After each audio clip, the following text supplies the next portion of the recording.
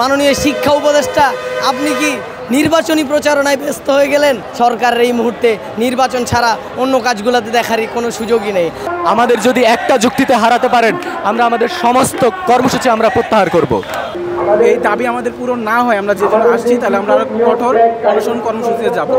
অনশনের 48 ঘন্টা পার হয়ে গেল, এখন পর্যন্ত আমার অধিদপ্তর, প্রশাসনিক অধিদপ্তর বলি, আমার যেই মন্ত্রণালয়ের যে আমার অভিভাবক, তাদের পক্ষ থেকে এখন পর্যন্ত কোনো রেসপন্স আসেনি।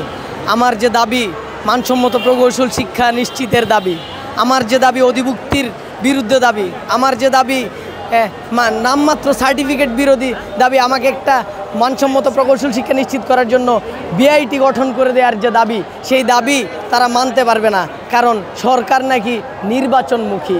সরকারের এই মুহূর্তে নির্বাচন ছাড়া অন্য কাজগুলোতে দেখারই কোনো সুযোগই নেই।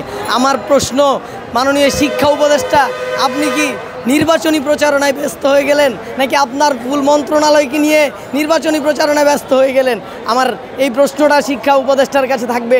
এবং এই বর্তমান ছাত্র জনতার রক্তের উপর দাঁড়িয়ে আপনারা যে এই মুহূর্তে যখন শিক্ষার সংস্কার করার কথা বলা হচ্ছে, তখন আপনারা নির্বাচনের দোহাই দিবেন, এর জন্যই কি আপনারা এসেছেন?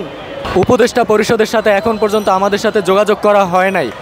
এটা একটা শুধুমাত্র ফ্যাসিবাদী আচরণ ছাড়া আর কিছুই না। কারণ আমরা শিক্ষা ব্যবস্থা সংস্কারের জন্য আন্দোলন করছি। আমাদের দেশ, আমাদের রেসপন্সিবিলিটিস, আমাদেরকে এই দেশটাকে সাজাবো, একটা স্বপ্ন আছে। সেই স্বপ্নটা নিয়ে যে আমরা আগাচ্ছি, এই বিষয়ে তারা আমাদের কোনো ভ্রুক্ষেপ করছে না, যেন তারা দেশের শত্রুর ভূমিকায় অবতীর্ণ হচ্ছেন এবং আমাদেরকে বিভিন্নভাবে বিভিন্ন ওয়েতে আমাদেরকে হুমকি দিচ্ছেন যে আপনাদের এইসব দাবি মেনে নেওয়া হবে না। ব্রেইন ওয়াশ করার চেষ্টা করা হচ্ছে যে আপনাদের এইসব দাবি মেনে নেওয়ার মতো সক্ষমতা এখানে নাই। আমরা স্পষ্ট করে বলতে চাই, আপনারা চাইলে আমাদের সাথে ডিবেট করতে পারেন, জনতার মঞ্চে এসে ডিবেট করতে পারেন, চাইলে টক শোরও আয়োজন করতে পারেন। আমরা আমাদের ডিবেটার প্রস্তুত আছে। আমাদের যদি একটা যুক্তিতে হারাতে পারেন, আমরা আমাদের সমস্ত কর্মসূচি আমরা প্রত্যাহার করব।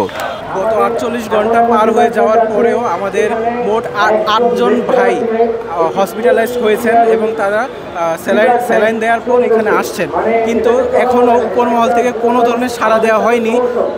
আজকে আমাদের 4 ইঞ্জিনিয়ারিং কলেজের প্রিন্সিপাল স্যার আসছেন, কিন্তু তারা আমাদের যে দাবি, আসল দাবি, ওই পক্ষে তারা ধারে কাছেও যাননি। আমরা যদি এই দাবি আমাদের পূরণ না হয় আমরা যে জন্য আসছি, তাহলে আমরা কঠোর অনশন কর্মসূচিতে যাব। আমরা শান্তিপূর্ণভাবে এখানেই নিজের অবস্থান করবো এবং অনশন কর্মসূচি পালন করব।